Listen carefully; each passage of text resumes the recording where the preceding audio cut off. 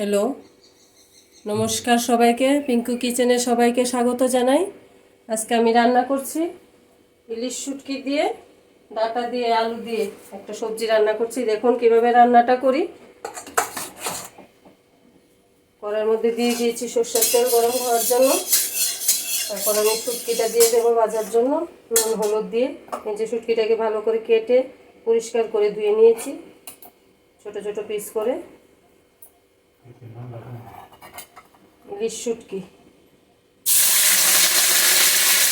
রান্নাটা খুবই স্বাদের রান্না। গরমের মধ্যে কী খাবো কি না, কী দিয়ে ভাত খাওয়া যায়, বিভিন্ন স্বাদের রান্না তৈরি করার চেষ্টা করি। আজকে এই রেসিপিটা শেয়ার করছি আপনাদের সাথে।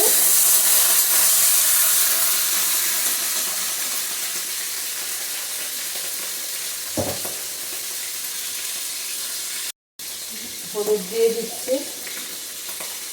গ্যাসের হিটটা বাড়ানো থাকবে, না হলে শুটকিটা পুরো হয়ে যাবে। দিয়ে দিচ্ছি নুন। শুটকিটা ভেজে তুলে তারপর ফোড়নটা দিয়ে ডাঁটাটা দেবো। ডাঁটা এই সাইজের কেটে রেখেছি। আর তার জন্য মশলা তৈরি করব। 2 কুচ রসুন দেব। এখানে পেঁয়াজ আমি একদম ব্যবহার করব না।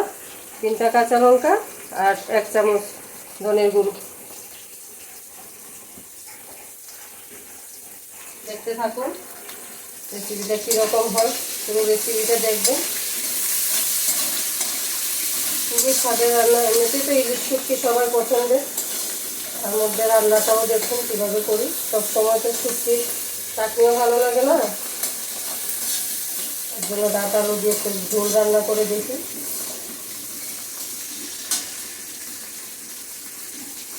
বেশি ভাজবো না, অল্প পরিমাণ ভেজে তুলে নেব। শুটকিটা ভাজা হয়ে গেছে, একদম গুঁড়ো গুঁড়ো হয়ে যাচ্ছে, এই জন্য তুলে নিচ্ছি। তার থেকে বেশি ভাজবো না। এই তেলের মধ্যে আমি আলুটা ভেজে তুলে নিচ্ছি। আলু আমি বাপিয়ে নিয়েছি এভাবে লম্বা লম্বা করে কেটে। আলুটা ভাপানোর কারণ হলো তাহলে তরকারিটা একটু ঘন হবে, মাখা মাখা ভাব আসবে।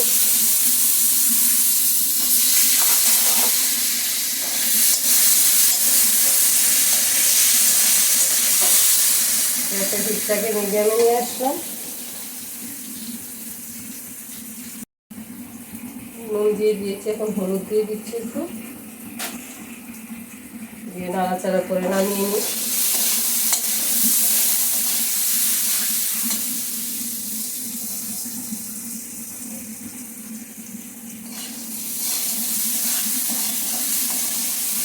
খুবই স্বাদ রান্নাটা, খুবই স্বাদ, খুবই টেস্টি একটা রান্না। গন্ধটাতেই পেট ভরে যায়, এত সুস্বাদু একটা রান্না। আলু ভাজা হতে হতে ততক্ষণে আমি মশলাটা তৈরি করে নিই।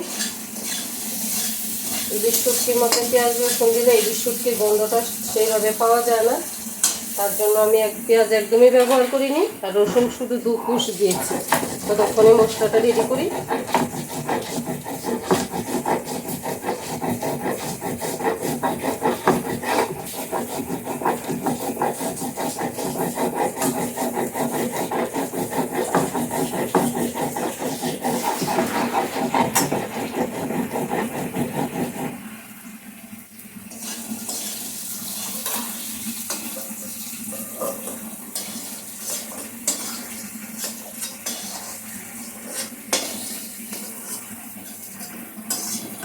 আমি একদম ঘরোয়া রান্না আপনাদের সাথে শেয়ার করি।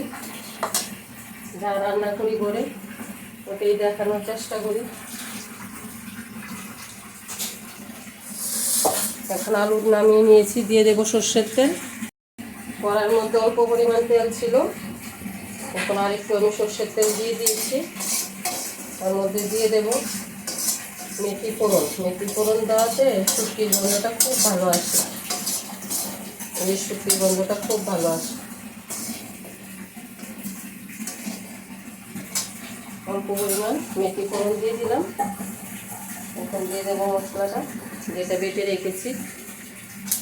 মেথি ফোড়ন দিয়ে বেশিক্ষণ রাখবেন না, কালো হয়ে যাবে।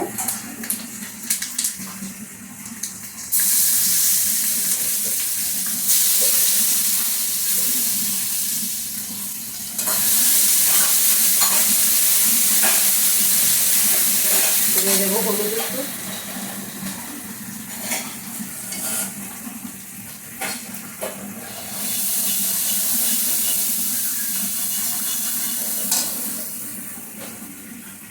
দিয়ে দিচ্ছি ডাঁটাগুলি, কেটে রাখা ডাঁটাগুলি দিয়ে দিচ্ছি।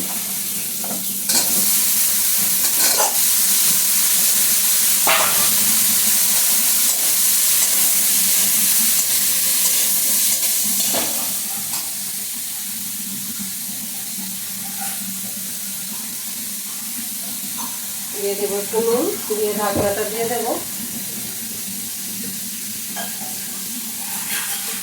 ডাঁটাগুলি একটু কষানো হয়ে গেলে আলু আর শুটকিটা দিয়ে দেবো। দেখুন ঢাকনাটা উঠিয়ে দেখি কতটুকু হয়েছে।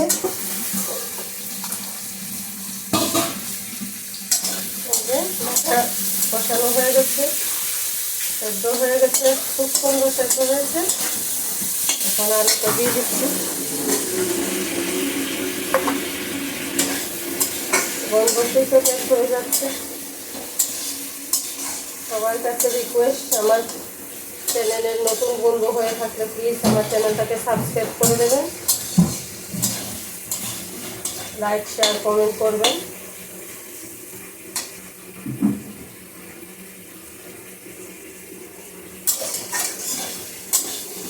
আলুটার সাথে একটু কষিয়ে তারপর দিয়ে দিচ্ছি জলটা।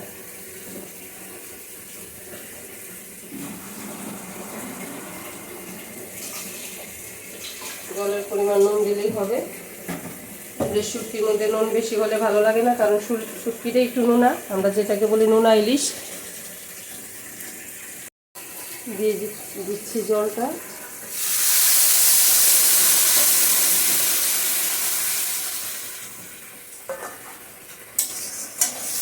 শুটকিটা একটু পরে দেবো, কারণ শুটকিটা না হলে গলে যাবে, কাটা কাটা হয়ে যাবে।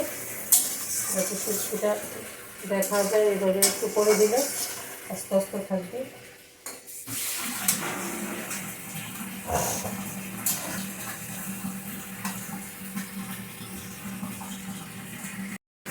একদম অল্প পরিমাণ নুন দিচ্ছি।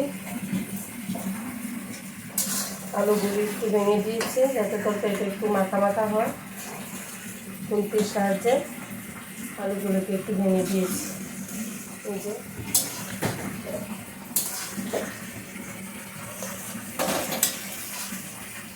গরমে অতিরিক্ত গরম পড়াতে খাওয়ার একদম রুচি নেই, তার জন্য হালকা পাতলা রান্না, হালকা মশলা দিয়ে শুটকিগুলি দিয়ে দিচ্ছি।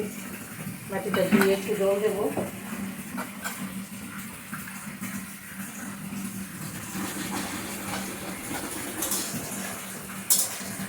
ট্রাই করে দেখবেন বাড়িতে, আশা করি সবার ভালো লাগবে রান্নাটা।